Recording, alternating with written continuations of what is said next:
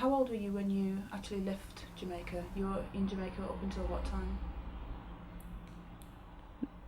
1954. Repeating myself. So you were about 21 when you came to England? 21. All right. So if you could just briefly tell me what your life was like in Jamaica before you came to England. Well, talk about your childhood and your family. Because family of 10, and I'm the second one, and mostly I have to do most of the things. The work? Yes. Now my father loved boy children, and he would do less of the boys to do the work. He let me, the girls, because we were 6 girls before boys, and we have to do the work. So the boys didn't do much. And my mom, she have to do the iglering, go to shops, sell, get things from the field. We call it now the farms, farming. Farm, yeah, farm. You go on the farm. How farming? Yeah, but we said cultivation. Right. You know, so we use cultivation. Yeah. So my mom and dad, they were very hard-working people. And because I was the second one, I had hard working with them too. Now my father doesn't the type sending girls to school because he didn't like girl children. Said they're going to let them down, you know, when the boys would be working. And so he'll give us less education. But my elder sister, she had good education. This one that follows me, and the rest, I had the less, because I was like the mother for the rest of children. And so I learned a lot of experience from my mother. And the other thing is, they brought us up with respect, to respect one another. Children respect the younger one, up to respect the older one. And that's what comes up today. Learn to respect one another, although I run joke with you. Yeah. But looking back in my childhood days, I find it very attractive to compare it. You gone too far? No, okay. To compare it now with children growing up. Children hasn't got much discipline as our days. We have to take when parents said, this is what you're having. We couldn't go over our frowns. If they see frowns, they punish us for it. Today, children do get away with murder. And because of that, they had less respect to parents. Going back again to childhood, we did have a lot of things around us. But at the same time, we were very rude, greedy. You know, we had vegetables, we have fruits, and instead of listen to what parents said, we would go behind and we would pick the orange off the tree and we would throw them away or give it to people who we know don't have. Those are the things that really I get some of the good things from our parents. They wouldn't mind if we give, but they didn't want us to destroy it. And so we grew up with that giving ability, and so on. All right. Did you, you said before that your father didn't believe in giving girls education, and as one of the girls in the family you had to do a lot of work. Do you remember feeling resentful about that? No. Just love to do what they said, because we obey them what they said to do. And carry on. And because of that, you know, because I didn't go to school a lot, when the time comes now to go to school, I didn't want to go. I did a lot of hiding. How old were you when that happened? From 10 Yeah. or younger. No, it started when I got to be responsible for homework and things like that. Homework and go to school, and when teacher asks question and I know that I could not answer because I didn't go to school to get those lessons. So I was scared for beating. So what I did, I hide from school. And when school over in the evenings, we go home as if we're coming from school. So that was cheating. And today I feel it for I lost out. Yeah. I lost out. But I came here. You want to know when we came here now? Too far? Tell me when you were a bit older. What did you do? What were your ambitions? When in parents, with parents? With yourself, what did you think about your life or what you were going to do with your life? Oh. When I was 13, 14, 15, I didn't do much, I didn't do much because we was under our parents' control. And at that time, I don't think I was thinking positive to say, when I get older, what I would like to do. The most important thing is I want to be a Christian. And when that time comes, my mom said she was going to the Seventh-day Adventist Church, and that was 17. I was 17. So those days, between 10, 11, 12, 13, we were under our parents, so I did not think of nothing. I didn't understand. Yeah. Didn't understand to think, well, like how these children advance. Yeah. I don't think we was advanced like them today. Is my pot burning?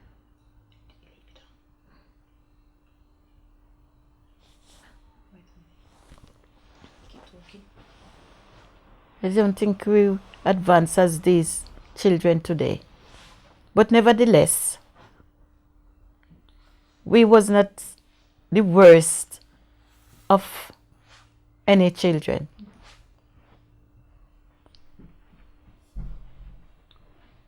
Because today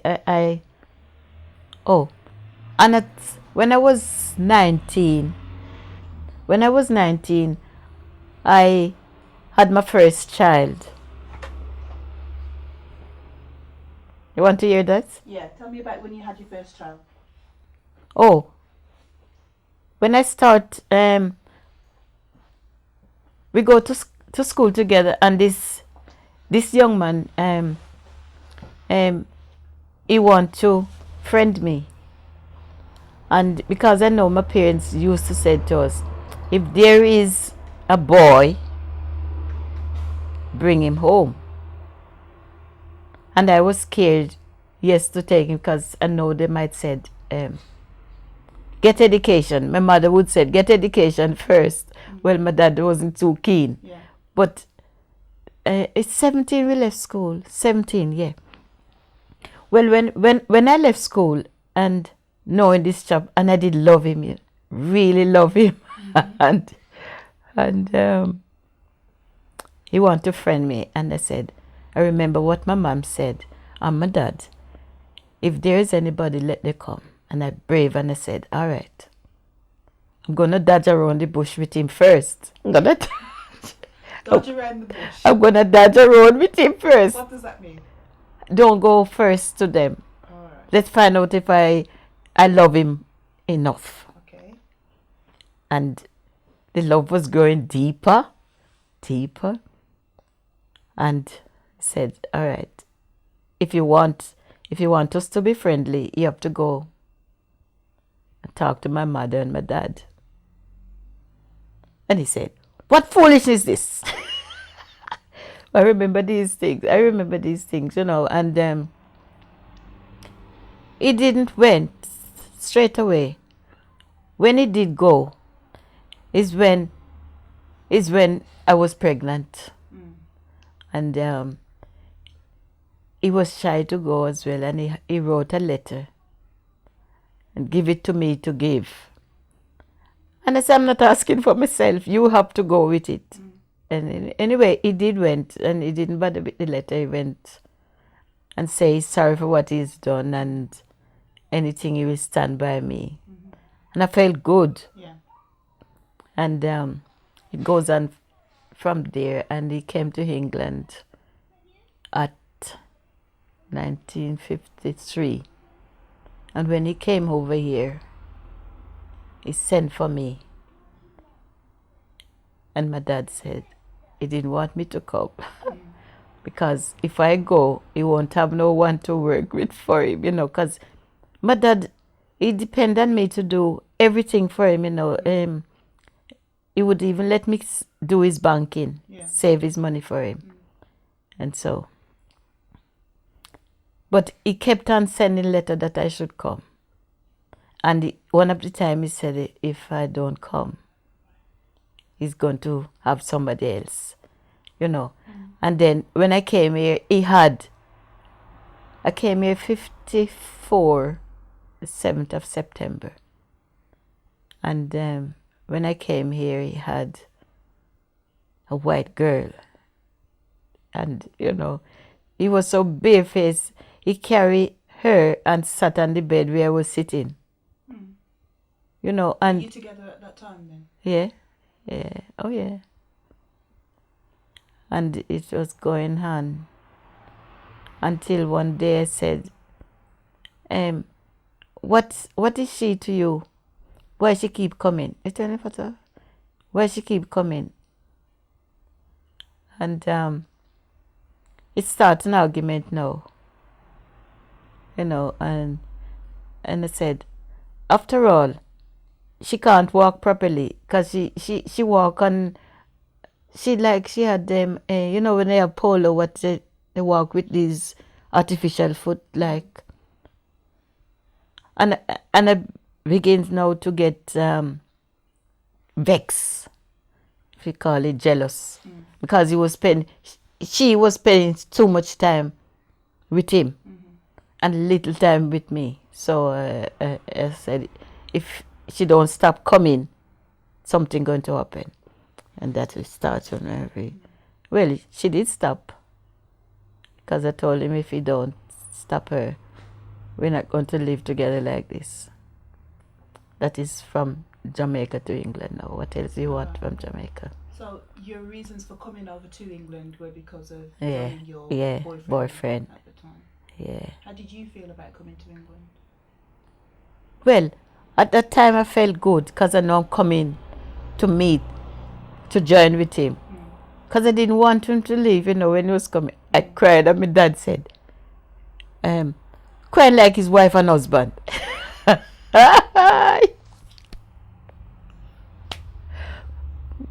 He said, I was crying as if we were wife and husband. You didn't get that, did you? I understood it. So why you look like that?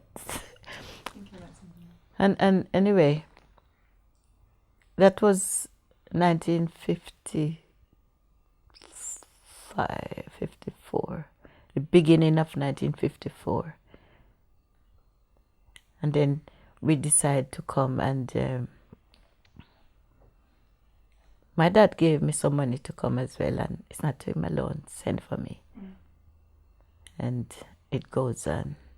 And 1955, 54, 55, the 5th of February, 55, I was married. So you married him? Yeah. Did you come over by boat then? Or by plane? Boat. SS Origa. That's the boat name. Yeah. And I spent 19 days on the boat. And when I came here, I was glad to come. But when I came here and see the situation, the condition of England, because we heard about England is a pleasant place for them that live on high, but it's a cruel place for such poor folks as I. So I said, if I come here and we are poor, what's going to be the outcome? The outcome was to get jobs and to work and to better yourself. And my boyfriend was still working, but his job was very cheap. Want that? Yeah, where was he working? He Where was did you settle when you first came, actually? at 97 Newhampton Road.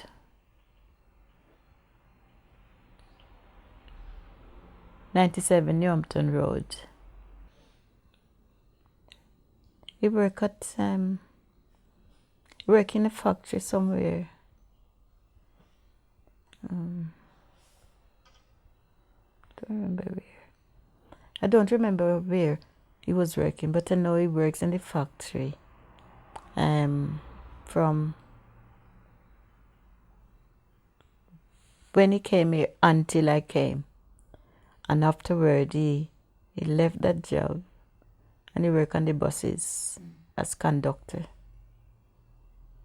and he stayed there until he retired. Yeah, he retired, and he did meet an accident. Kind of accident. I think the bus ran into a lorry or something, but he didn't get hurt as such. It only bumped his knees. This going on to the thing. Just keep talking. And but he still continued to work in spite of he had a slight accident, and he decided to continue until his retirement, and he retired in 1988.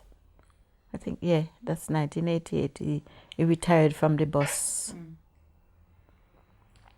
And I'm running. Tell me more about what you thought of England when you first came. All right. Was it... No, just tell. Go and ask. No, you tell me what you thought. When I came here, really, it was surprising to hear about this beautiful place. But one of the things that I couldn't get to is because I live with my parents' home, and when I came here, I have to live in a rent house with all these people. It was 19 people live into one house. What they did to let it work, they do shift. Some go to work and some come home. But weekend, you'd see all of them, but some go away visit friends. That was the hardest part. I couldn't cope with it. To live with so many people who I didn't know. But and the other thing is, when I got married, I expect my first child. And the landlord, he said he don't want any children to born there. So what he did, he gave my husband notice. And he said he's not going to accept. He wrote the notice, but he did not give it to him himself. He asked one of the tenants, because my husband and the landlord, they were good friends, because actually my husband was doing all his business because he read very well. So he was doing the business for the landlord. Was your landlord white? No, he's black. He's black. And so because my husband said no, he's not going to take a notice from him. He said he's going to go to the tribunal. When he went to the tribunal and they summoned the man that he should not give us notice. And he said, my husband wasn't at home and I was alone there. And he said, oh, is that what you do? Take me to rent board And so I couldn't say the word because I did say to him, it's better you go and stay here being a nuisance. Anyway, when he found out that he did took him to the rent board, he called the police and he put every piece of my things on the doorstep. Every piece. And the last thing that he took, the pail and the chimney, the pot. And I watched him bring it down the stairs. And I laughed at him in front of the police, calling him chamberman. And I was looking for the police to say, no, he can't do that, because I was expecting. And he said, well, the man gave you notice. And he said, so when my husband came, now I walked up to the top of Darlington Street, where the old guest office used to be. I walked up there and I met him coming, and he was riding his bicycle. And he said, what are you doing up here this time? It's about 7 o'clock, and in the winter dark, early. And I said, is the man named Fred? I said, Fred put our things outside. And he said, what for? And I said, because he said you took him to the rent board. And he said, catch the bus and come. And he left me. And when he went home, he called the police. My husband called the police and explained to him that he didn't take him to a rent board. So the police want to know, why did he put him out then? He explained to the police and said, because he said he didn't want to have any children there. So he put us out. But what he did, he went upstairs. We were living like on this second floor. And there's an attic. What he did, he stopped the hole of the basin, face basin, and turned it up on. And all the water flooded, come downstairs, and wet up my bedroom. And so he said, because of that, he's not going. That is my husband now. He said he's not going. I said, it's not you suffering, it's me. And he went, and all of them start to quarrel with this landlord now. All the other tenants? Tenants, yeah. That he is spiteful. Yeah. And he run and get the police and said, everybody against him. And the police said, well, he can't do nothing about it because they haven't done you nothing. And it stayed like that. But because he said we should go, I was looking for somewhere to go. And I have a cousin was living there, and he said he's not going to stand to see it was my people live the way they want us to live, not here in England, because he was here long and he knows. Anyway, he said I should stop in his room until I got somewhere to go. So there was this white lady who do board and lodge, and another cousin of mine was living with this white lady, and he asked her for a room for me, and he said yes. She said yes, I could have the room, but he said that she don't want any children there either. So what am I going to do now? I end up with nothing. But anyway, she said, so when I went, I was about 7 months, and my stomach was big, so I couldn't take my coat off. And there's the lady, she came up the stairs and she said, I noticed from you come here you have on your coat. Why you have your coat on? And she said, I know all about it, you're pregnant. And it's all right. And so then I brave and took my coat off. And she said, I'm going to say something to you. And this floor, you keep it. I'm going to give you a key. Up here is yours. And whoever want to use the toilet, they must come and ask you. Was well looked after. All right. So that was a good experience. Good experience. Yes, I had compared to the previous one with somebody yeah, of your own colour. yeah. And from there on, I get along with white people all the time. It doesn't matter. Even going to the works, we get on together good. Yeah. They would. How I find white people, black and white. I found that with the people who are working, they would look after me better jobs, better everything. If I ask for anything, they would quick to give it to me than give it to their own people. So I can't say that I had a hard time here in this country with white people. Any more from there? Do you know of any incidences regarding people that you know who had a terrible time? I can only say that I heard people said that they don't deal fair with them. But that's people's word. Yeah. That wasn't your experience? No, not my experience. And even up till this day, I can't say that I have a bad experience with white people in this country. You know, one of the things when we were growing up, my mother used to say, wherever you go, live right with people. And I'm not saying that the prejudice is not there, but they don't show it to me. So I don't build on it. But I know there is prejudice. Yeah. One of the things that I know the prejudice is, if you're a white person working on the same job, you wouldn't get the same amount of money. They would give you less.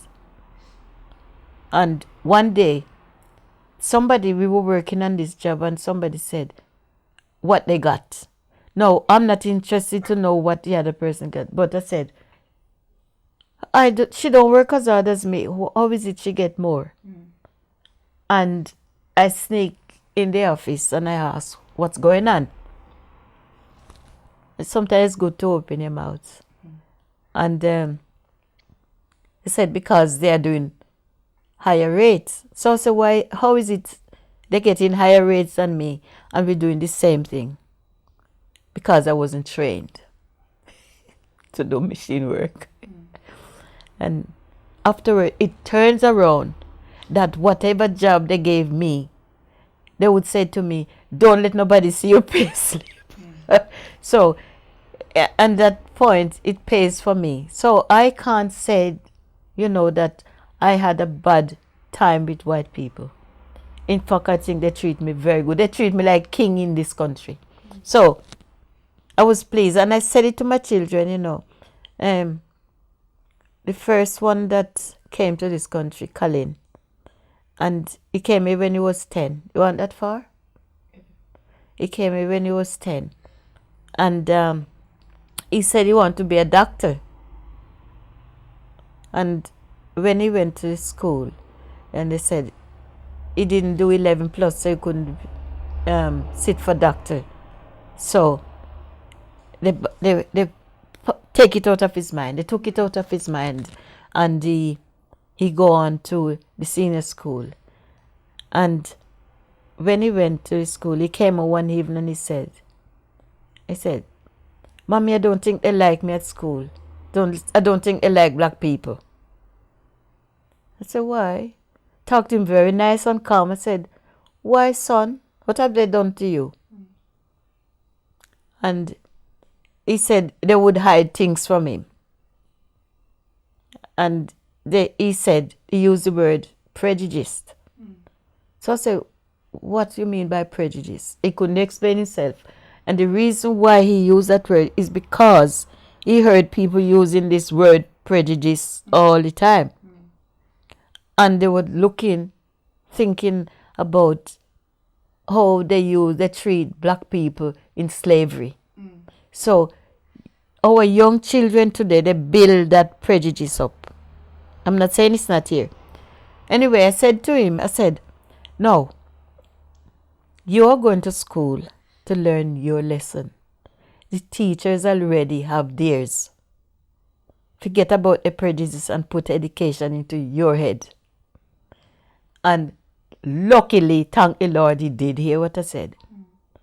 And when they went to school, they put him in the backward class. So the teacher said, the first parent evening, I went, and the teacher said, he got a confession to make. So said, yes. He said, when your child Colin came here, we put him in. He said, I'm not saying that it's because of any prejudice, but we think that he was not qualified to go higher. So they put him at the backward class. So how did you feel about that? Wait. It never troubled me, because I noticed that he was working hard. And he said, but my confession is, Colin worked from less than 2 weeks. He worked himself to the top of the class. So, and he said to me, the teacher said, if there's anything to do, and Colin want to do, if he want to go to university, whatever thing he want, he will help him. And he did help him to go to university. So there it is. I'm not saying that the prejudice is not among white people with the blacks. I already call him the ethnic. But I'm saying sometimes us as parents build up prejudice with our children, black and white. If we talk it out of their mind, let them get what they want to do and choose for themselves, but don't support it. For if you support it, it bring what the word? It bring a barrier, because they will want something to do to upgrade themselves, and because of that barrier, prejudice, they keep back. And I blame many of our black parents not encourage their children against prejudice, but to choose for themselves and get education. You see that note up there? When my children go, and my daughter write me that thing, that note there, and that was a birthday present she wrote. She said she's glad when she did. I told them to get education, because I didn't have good education, but I don't grudge my children to get it. So I encourage them to work hard, and what they have, nobody cannot take it away from them, even if they don't have jobs. What they have is theirs. So this is bringing up children in this country. Again, I said, I'm not saying there isn't prejudice. Prejudice are here. But I found prejudice more among us. Amongst black people? Yeah. Explain that. Because they build up barrier because of slavery. They would say, and this is what I heard the youth, they're not working for white man because white man robbed their parents. And them, even now you find that some of them holding that barrier, they don't want to go to work. And they said, I've got one of my grandson, he's saying, if he goes to a job, they kept him there for might be a month or 2 or at least 6 months. And he would come and said, tell you white man don't like me. And I said, it's not that, I think what you have to do is to love your job. If you don't love what you're doing, you're going to find it very hard, and you're going to put the blame on white people. They have given you the jobs. You don't go to a black man factory and work. It's their jobs. They give you a job. You are to want to love it and keep it. said if you haven't got job, it's a white insecurity you have to go to. I don't talk them prejudice. I talk it against it. Because at the end of the day, they're the one that's suffering.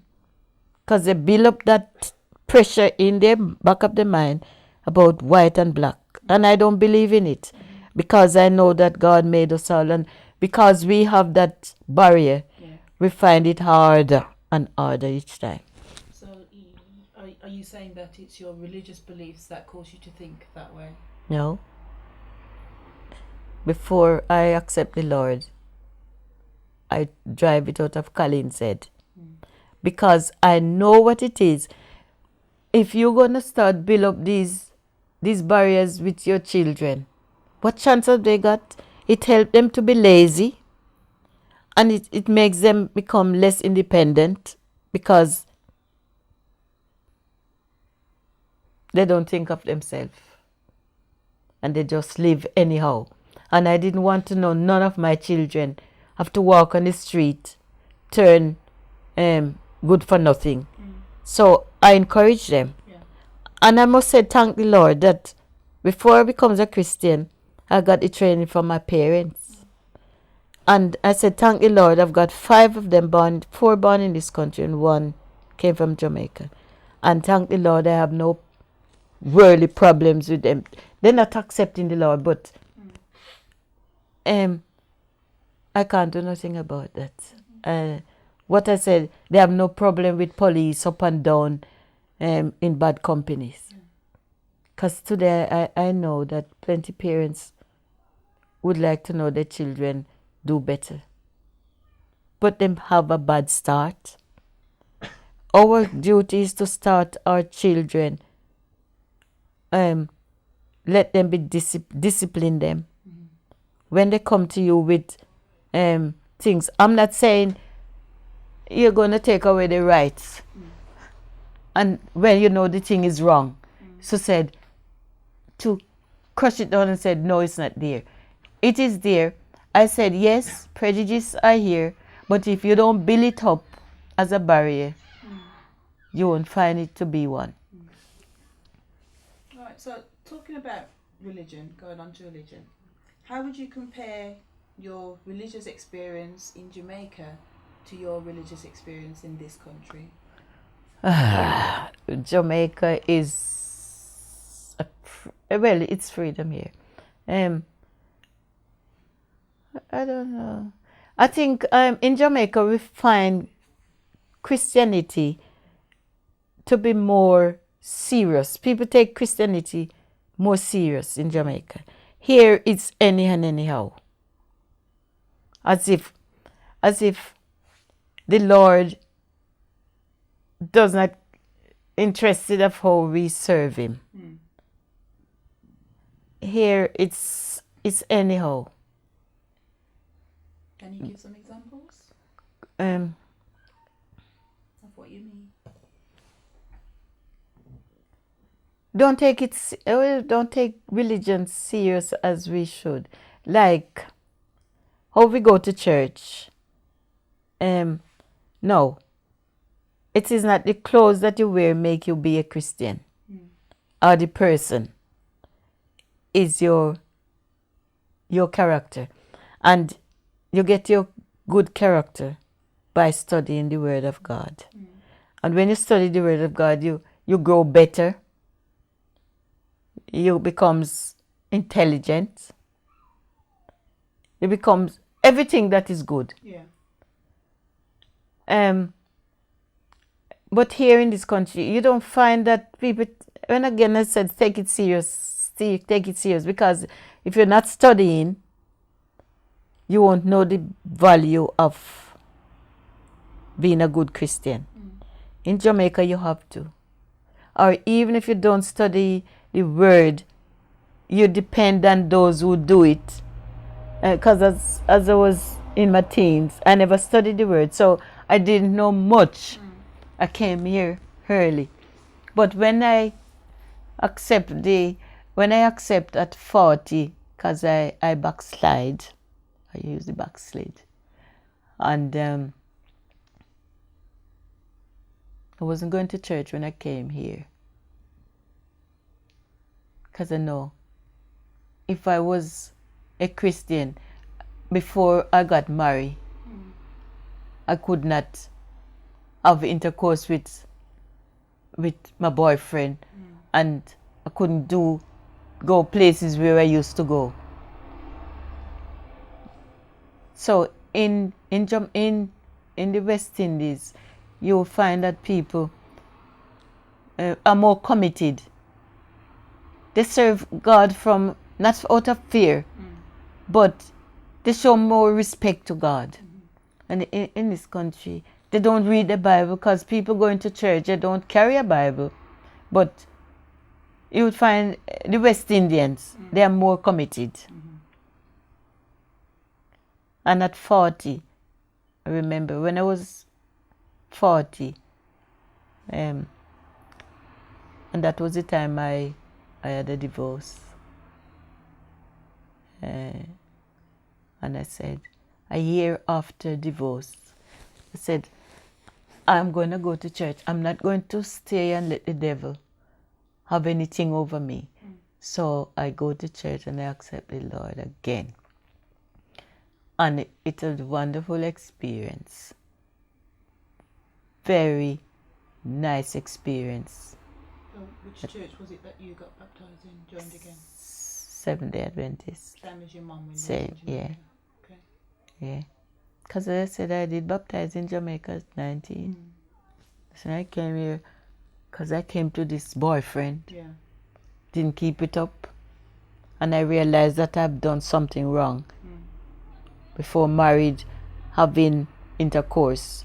So I said, I wouldn't go to church while, but when I got married, and again, a woman was involved in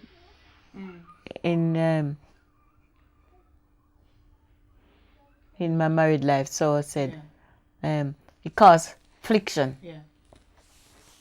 And it graduated until divorce comes. All right.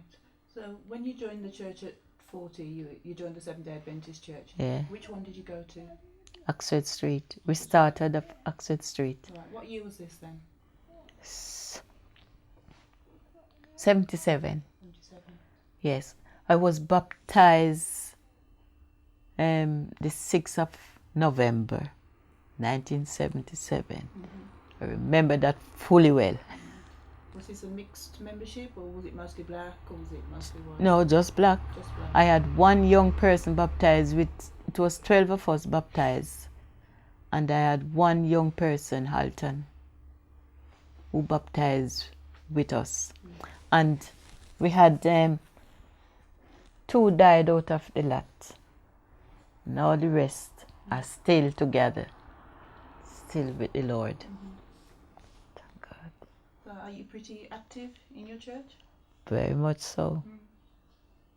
Very much. So what have you been doing then? What roles have you had? Well, we moved from Oxford Street, came to Westfield in 1981. And I've been a head deaconess for 7 years. And after that, I do personal ministry leader. And after that, for 2 years. And after that, after the 2 years, they elect me to do community service leader. And I did that for quite a number of years. And then I go back to head deaconess. You've been doing a lot of things then over the Yeah, years. yeah. What does being community services leader, what kind of things were you doing in that role? Caring for sick, caring for people. It show interest in people. Visits, do a lot of visits. And I would have Bible studies. Although caring for people and personal ministry, one is preaching the gospel, personal ministry, and community service is caring for people, caring for the sick and so on. But I was involved in Bible study, doing community service work, as well as personal ministry. And now I'm still doing personal ministry leader and community service leader. I can see a lay evangelist certificate behind you. Yeah. Does that mean that you preach? Not preach in the church, preach the gospel. Go give Bible studies. But that certificate is it's we had a lay preaching, and at the end of the week we had those to fill in how many souls we bring to the Lord in a year. And I had that on top of experience. It is mostly experience and testimony. Yeah. I get that. All right. What would you say were the differences or similarities in witnessing to black people and white people? Big difference. In what ways?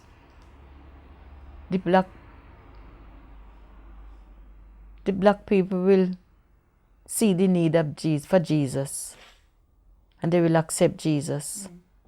I'm not saying everyone, but you'll find more black people trust in Jesus, know that it's Him that we depend on for our supportance. With the white, not so.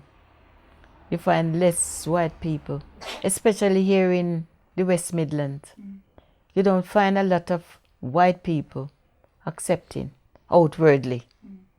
They will say, yes, I believe, and He's a good God, but they wouldn't come up front and said, yes, I'm coming to church with you. If you invite them and they come for one study, they would say, oh, they look at the clock and they said, it's too long. Time is too long. They used to 1 hour. But it's like the Bible said, from sunset and Friday evening to sunset Saturday, that's the Sabbath finish. They don't go with that. They think it's too long. And they don't change their attitude. They drink the coffee, the tea, they smoke, and they do their gambling just the same. But when a black person accepts the Lord, God changed them. They drop off those worldly things. And if they do, I'm not saying that they all go to church or good Christian people, but the majority of them, majority of us blacks will change, drop off those things they used to do. So it's a difference. Compare white and black. They take Christianity more seriously. Why would you think that would be? Hmm? Why do you think that is? Oh, pardon? Yeah, as I did say, they more take God serious with God. White people don't. It's not. White people are not serious. They just live on. Do you think it's a cultural thing? Or do you think I it's something else? I don't know. I heard people said, according to history, that there's 3 nations. The Chinese, they do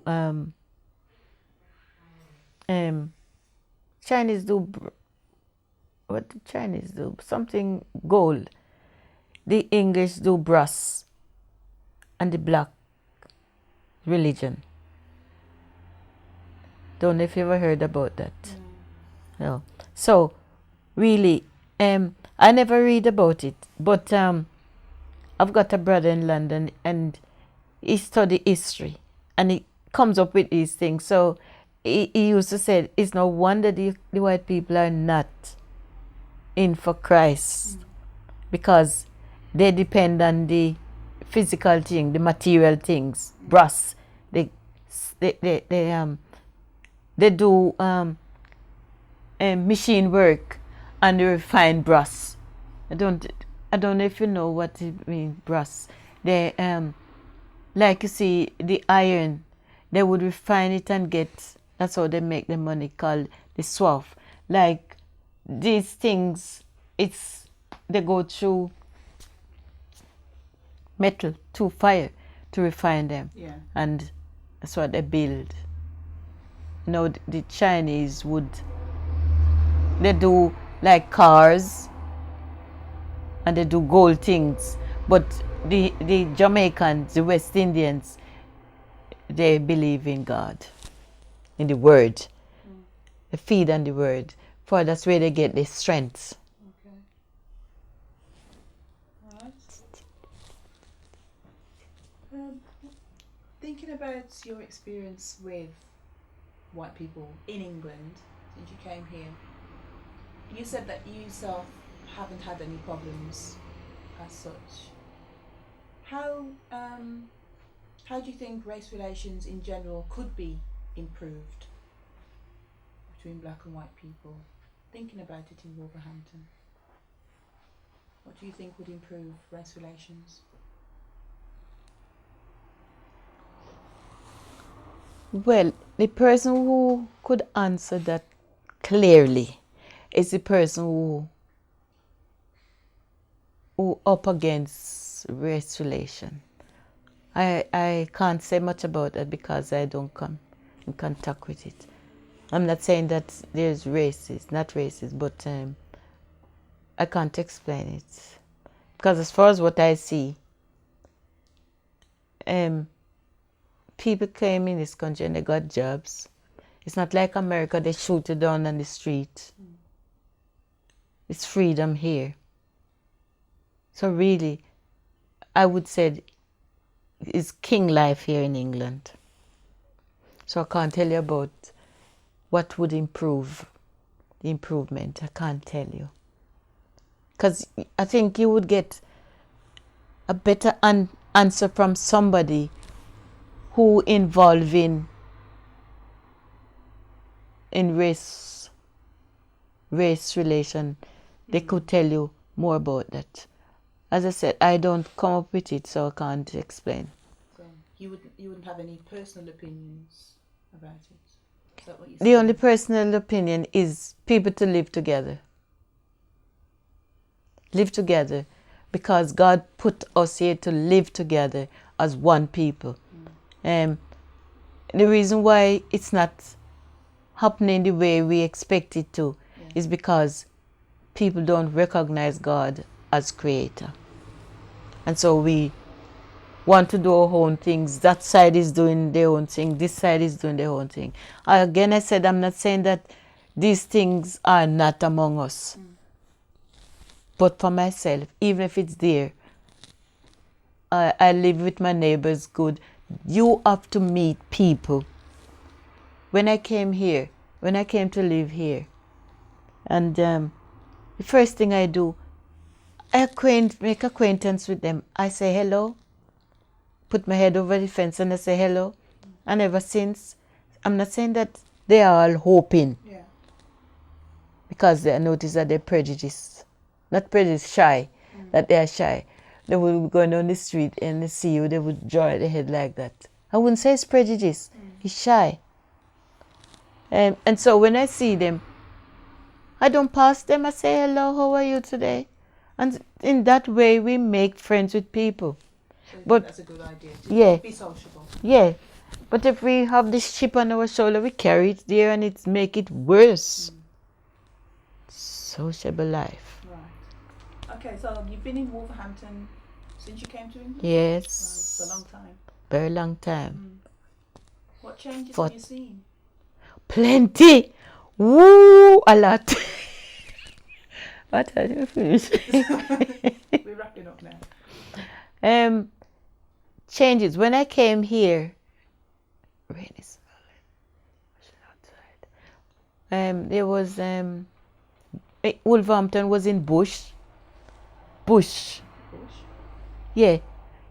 Early morning you would walk up by where the ring road is at the market. And your clothes would wet with dew water. and grassy area. grass, yeah. And and nettles would wrap around your feet. You know, so you walk in and you would have to wrap your or pick foot where to put your feet. Yeah.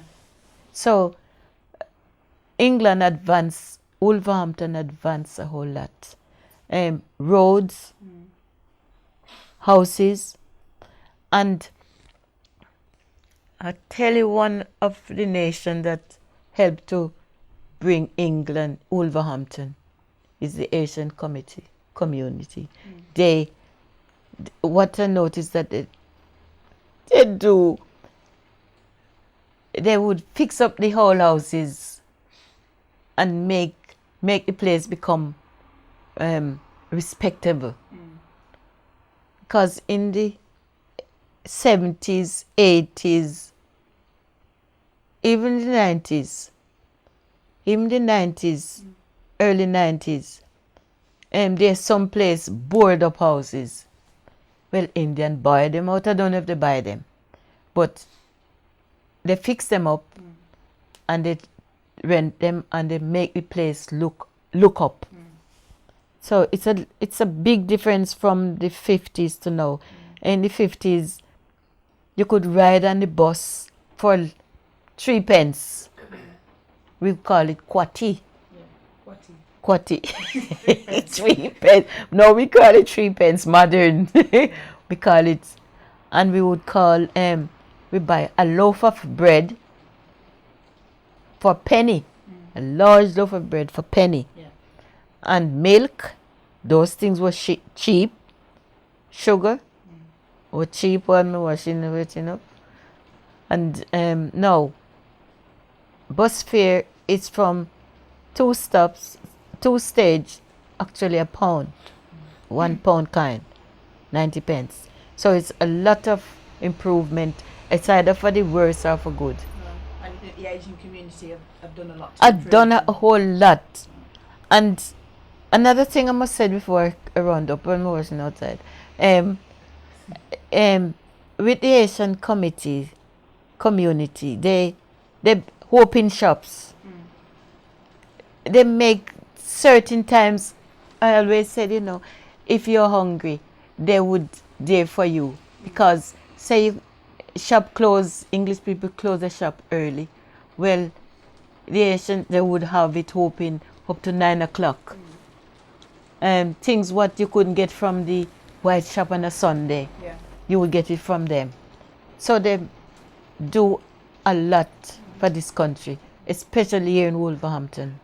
And farther afield, as I pass by, like Birmingham, we can see how they build up Birmingham, Surrey Road, and those places. But Wolverhampton, we are brought up for a long time. I've been here a long time, 40 odd years.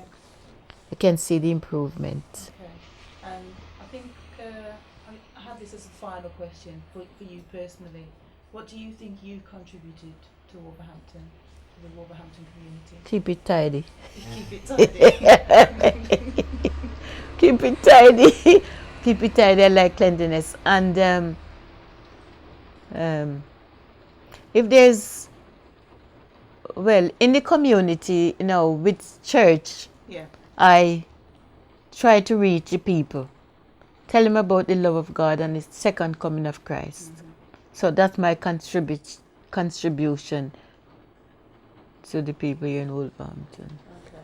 All right. Well, thank you very much, Pearlie Francis. Welcome.